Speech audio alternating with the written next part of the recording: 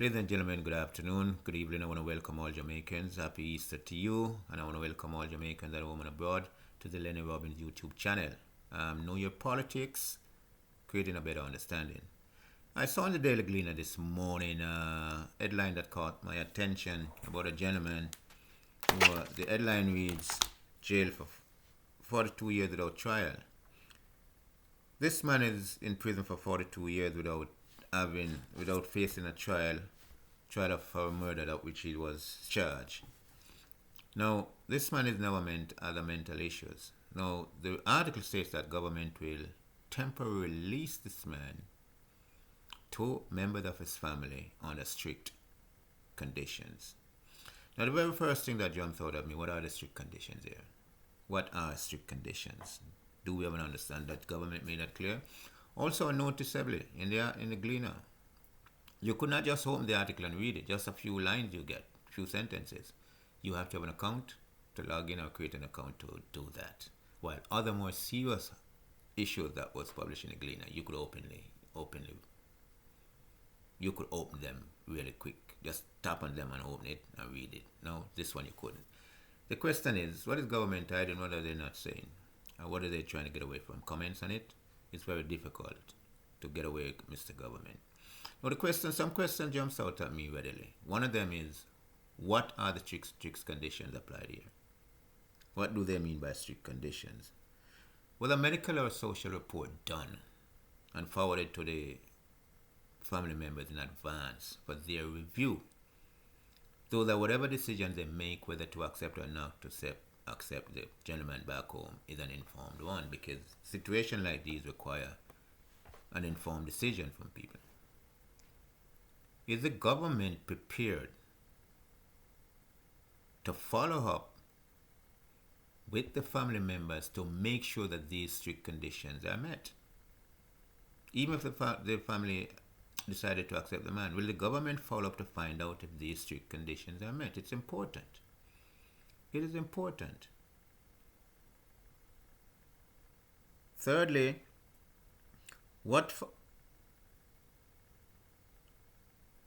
if this man's condition worsened, if the gentleman's condition worsened, what role government will play in his treatment plan?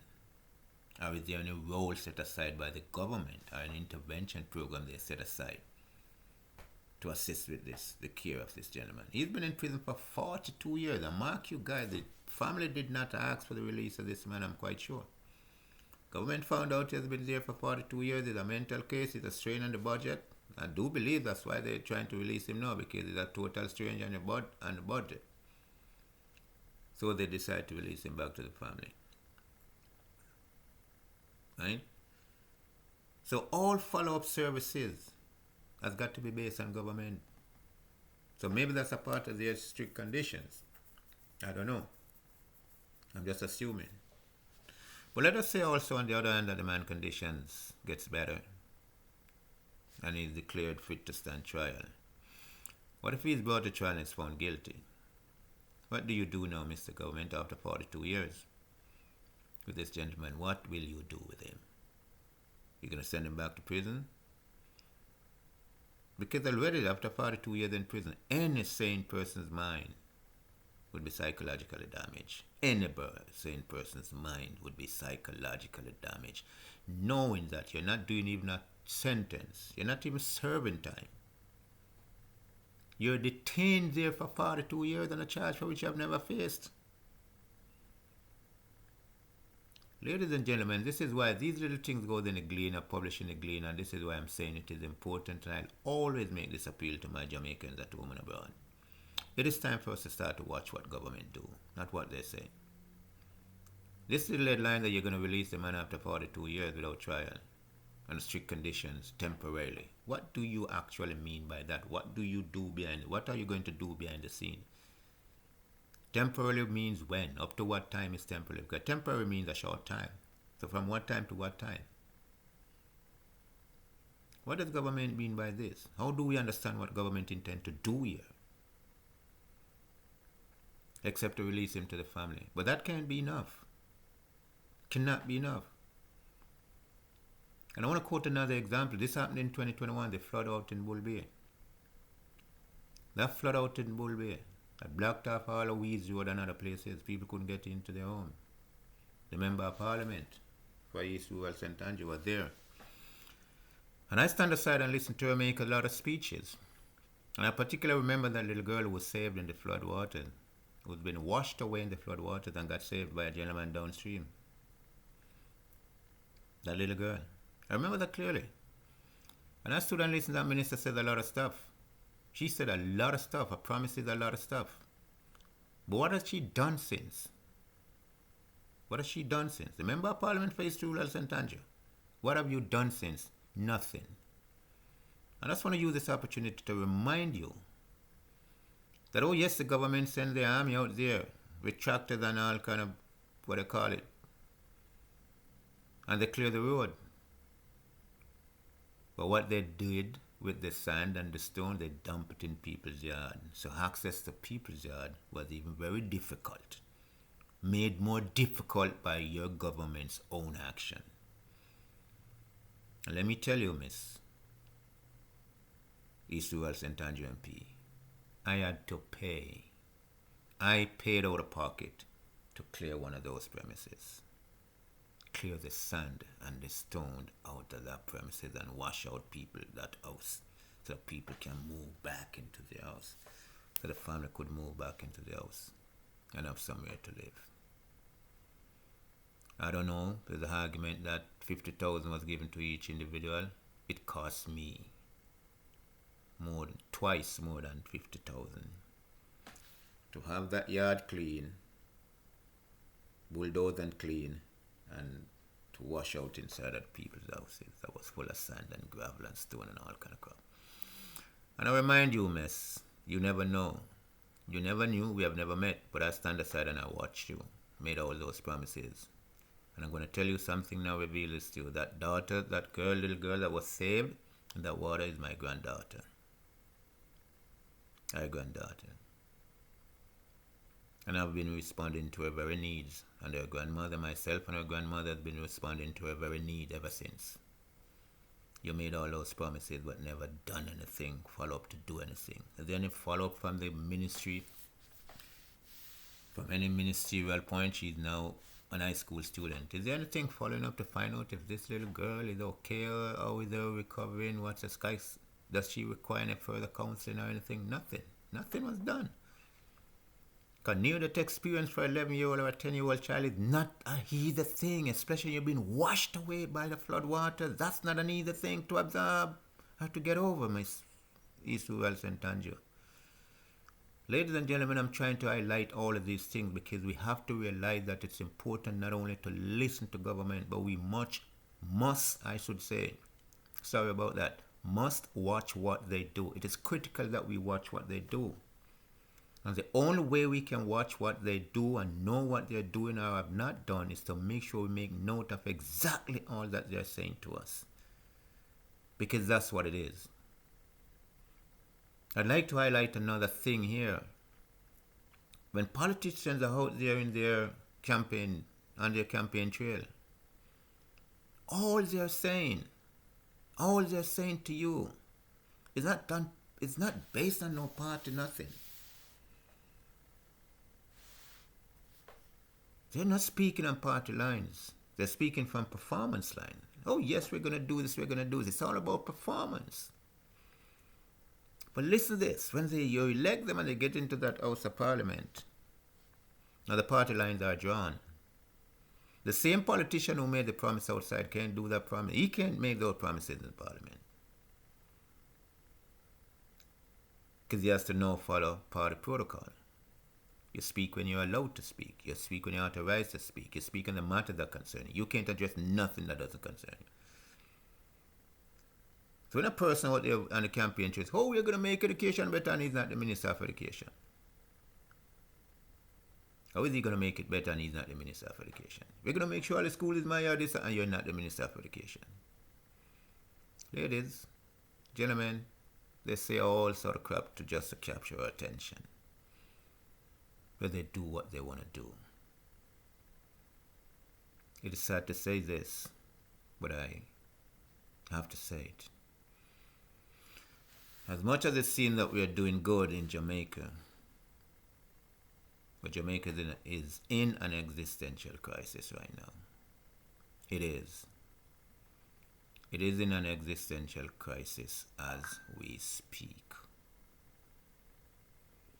An existential crisis not for the politicians of the day, but for us, the people, the voters, the people who they rely on to vote them in and vote them out and vote them back in and vote them out. We are in an existential crisis. And I say that because if anything happens today, those politicians can fly out of the country.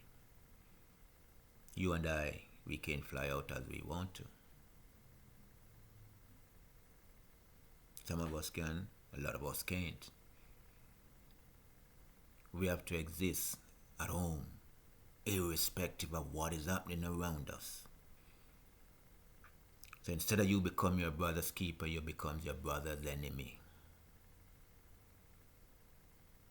Because when existentialism is threatened, you have no friend. And Jamaica is slowly rotting away. Socially, economically, and politically. Let us not make any joke about this. The politics is not what it used to be. As bad as things be, Michael Manley and Edward Seaga were bitter rivals. Bitter rivals. But the politics was a lot stronger in the day than what it is now. Lot stronger. It is important for us to continue to listen to these guys, but we must watch what they do now. We must watch what they do. I've also read of a story. A lady was on part. Now let me ask this question. You're on part and you have 3 children. The government is helping you. That's good. You're getting some help from government with your part, true path. Okay, a friend visits you and realizes, or you tell a friend about your situation at home and how it's backbreaking to keep washing all these clothes and all of that. Friend say, you know what? I can help you. I'm going to get you a washing machine. Friend buys you a washing machine. Part realizes that you have a washing machine at home. What do? They take you off parts because you have a washing machine. They take you off part because you have a television. They take you off part because you have a fridge. They want to take you off part because you don't have a flush toilet. They'll only keep you on it if you have an outside pit toilet. Now, where are we living? In what century are we living? Back in the early 70s and 60s, fridge, television, washing machine, flush toilet were luxury to certain people in Jamaica. Most of us now, who are in our 50s, 60s going up, didn't have it, weren't exposed to it. Most of us were not. Those were luxury for people back then. This is the 21st century. Are these items still luxury items? Let us be honest. Are these items still luxury items? No. But if you have one, you can't get help from the government. You see what I'm talking about, existentialism. You recognize what I'm talking about when I say existentialism. We're in an existentialism crisis right now. No wonder the country is becoming individually, each person is becoming individually an existentialist. Because what? People are looking out for themselves. Nobody cares about the other person anymore. And we may think this has nothing to do with politics, but it has a lot to do with politics. It is not only greed and selfishness or bad mind, as we want to call it. It also has a lot to do with the politics of the day that is in place. We should be able to, as a country, because it doesn't take rocket science to run Jamaica. Doesn't take rocket science to run Jamaica. And we should be able to be more competitive than this, than who we are today as a country. We should be able to be more competitive. And we should be able to be living a better quality of life today than what we are doing now. Let us look at Jamaica. Let us really take a good look at our country. Where are we? Where are we regionally in the Caribbean? Where are we regionally? Where are we positioned in the western side of the world, economically, financially, socially, and all of these things? Technologically, where are we? I would even go as far as to the global market, because globalization, we are no beneficiary of globalization. Jamaica is definitely not a beneficiary of globalization. The only thing that had once come our way in respect to globalization is exchange of student exchange from place to place. Other than that, we don't benefit technologically, we don't benefit from trade, we don't do nothing.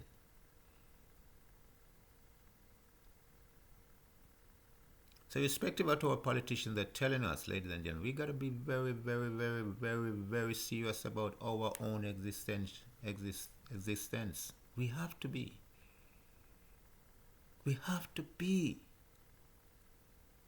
I don't think the politics of the day is not also feeding into crime.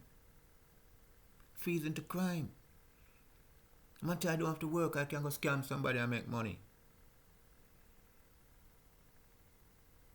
And I'm glad the police are putting a damper on the international scamming market that is going down.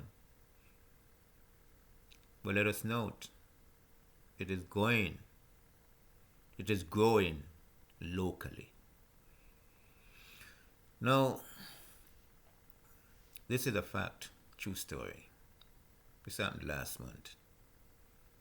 Lady saw a car in Mandeville she wants to purchase. Advertise. Name of the company, Alden. Auto car sales. Sell new and used car.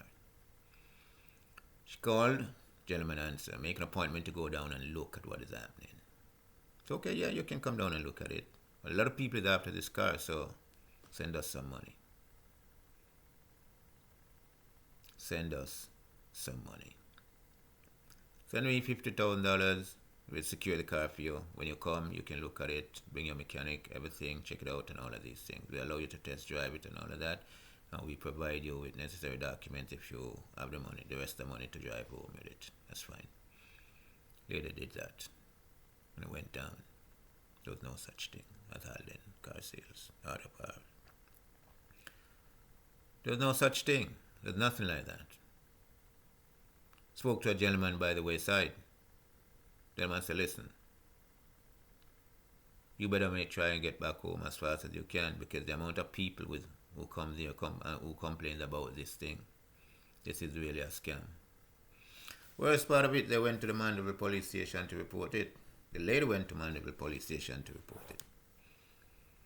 Now, when you understand the lady is from outside of the parish, she lives somewhere else. What the police is telling her, she have to make the report where she lives.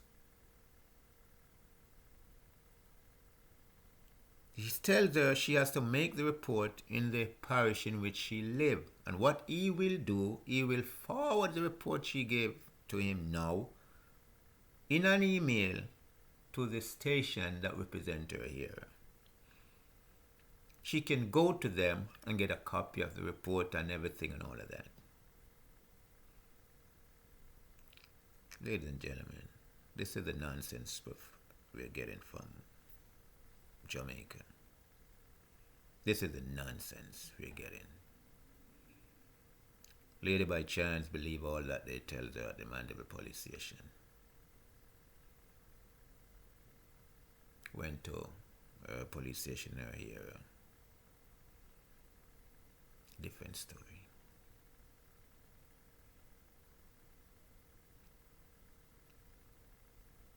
Policeman in particular now is trying to tell her to report the incident to him, and he will personally investigate the matter for her. Now the entire department do have the kind of network to investigate that kind of thing. Because even at the Mandeville station, they were telling, the police was telling a lot of people come there and report the incident. But evidently there's nothing they can do about it. There's nothing for them to investigate because they don't have the resources or the skills or anything to do with it. Now you tell me, who is in an existential crisis? Government or people of this nation, or people of this country? Yes, you were scammed out of money. And more sensible people than you have been scammed. The big bank itself have been scammed out of money. So let us not fool ourselves. And let us not say people are stupid to be scammed. No. Institutions have been scammed. So the possibility of an individual getting scammed is also real. What is government doing about all of this? What has government done and what are they doing about all of this? What do you expect us to do as a people? What should we do? We continue to allow it to grow and grow and grow and grow and grow until what? You need international intervention to help you to curb it, or what? This again, ladies and gentlemen, is how important our existence in Jamaica is if we want to take it serious, or if we intend to take it serious. A lot of our existence rests upon us, not so much upon the government. Remember, the government perform on the platform of what is called public administration policies. They administer the policies. They implement the policies. They put them in place. Legislation, laws, all of these things, they do that. But what they do is dependent upon us.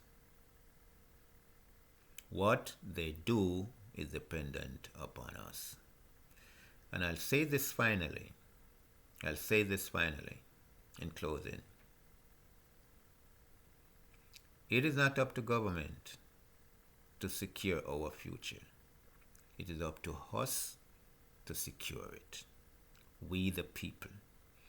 Notice, we have nothing, no authority, no power, no autonomy to make any changes to the government structure midterm.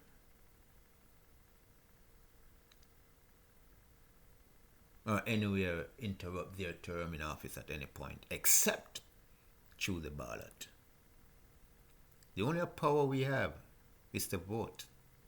But we have no other authority or any power to do anything as long as they're in power. So once you vote them in, they do what they want to do. Because they know if anything and they voted out, the can is kicked down the road to the next party, which promise you downtown and parade, and don't even know where downtown and parade is. We gotta take this serious, ladies and gentlemen. It's our call. The plans on which government are now operating were plans formulated way back in the early 50s, manifested in the late 50s, I should say, and manifested itself in early 60s. When they claim we got independence. Now those same plans can't work today. They cannot work today. No way. And if we the people really don't put government to the sword and call them to attendance to the fact that it is time to redraw this plan that is more than 60 years old, that is not effectively working for the benefit of us as a people. All we're doing, ladies and gentlemen, if we fail to do that, we're hastening our own existentialism. We're worsening the crisis. Our existence is falling upon us like lightning. Slap, it's coming pretty fast. We have to take government and what they do serious. Ladies and gentlemen, once again, welcome to the Lennie Robbins YouTube show. Know your politics, creating a better understanding. I'm going to come out with some merch. And I want you to get on board, jump on board. Feel free to purchase, feel free to do whatever you want to do. Also, share some likes, share some dislike, jump in the columns, view what is happening, jump in the comment column, say, and oppose anything, say what you have to say. I'd like to get some feedback from others, from people, to hear what they're saying about this program, because I'll never desist and I'll never stop. I'm going to make sure that in every video that I present here to highlight the fact that we must listen to government, but more than all, we now should start to watch what they do. Once again, ladies and gentlemen, welcome to you all. Lennie Robbins. Know your politics. Creating a better understanding. Over and out. See you next time. Got some more interesting video coming up. Very, very interesting video. Now I'm beginning to touch on constituency. I'm beginning to touch on MP representative in concern. What is happening in their representative. And some of the campaign speeches they made and the promises that they've made during campaign speeches. And their abject failure at fulfilling those promises. Welcome. Once again, thank you. Lennie Robbins, out.